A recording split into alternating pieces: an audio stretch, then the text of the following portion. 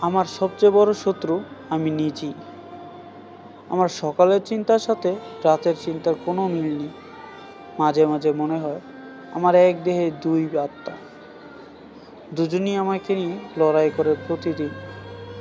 তারা দুজনেই চায় আমি ভালো থাকি, কিন্তু সেই ভালো চাওয়ার যুদ্ধেই আমি একটু একটু করে হারিয়ে যাই। ভেতরে ভেতরে ভেঙে পড়ি। জীবনে না পাই সুখ, না পাই দুঃখ। আমি ঝুলে থাকি মাঝখানে, না পারি হাসতে মন খুলে, না পারি কাঁদতে নিশ্চিন্তে। স্বপ্নগুলো জাগে সকালে, রাতে সে ক্লান্ত হয়ে ঘুমিয়ে পড়ে। ইচ্ছেগুলো পথ দেখায়, কিন্তু সাহস এসে থেমে যায় ভয় পেয়ে। একটা আত্মা বলে থামিস না, এগিয়ে যা। আর একটা আত্মা বলে আজ নয়, কাল থেকে শুরু করিস। এই কালের ভিড়ই আমার আজগুলো ধীরে ধীরে হারিয়ে যায়। আমি নিজেকে প্রতিশ্রুতি দিই প্রতিদিন, আর নিজেই সেই প্রতিশ্রুতি ভাঙার সাক্ষী হই।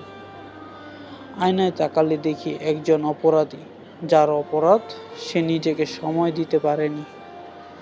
তার মনের বাক্সে হাজারো অভিযোগ জমা, যা এখনো পড়া হয়নি। মানুষ ভাবে আমি অলস, কেউ জানে না ভেতরের যুদ্ধ কত ভয়ঙ্কর। হাসিটা অভ্যাসে পরিণত হয়েছে, কষ্টটা লুকোতে লুকোতে ক্লান্ত আমি। কিছু রাত আছে নির্ঘুম, চিন্তারা মাথার ভেতর চিৎকার করে, ভবিষ্যৎ ডাকে দূর থেকে। আর আমি দাঁড়িয়ে থাকি বয়ের দরজায়।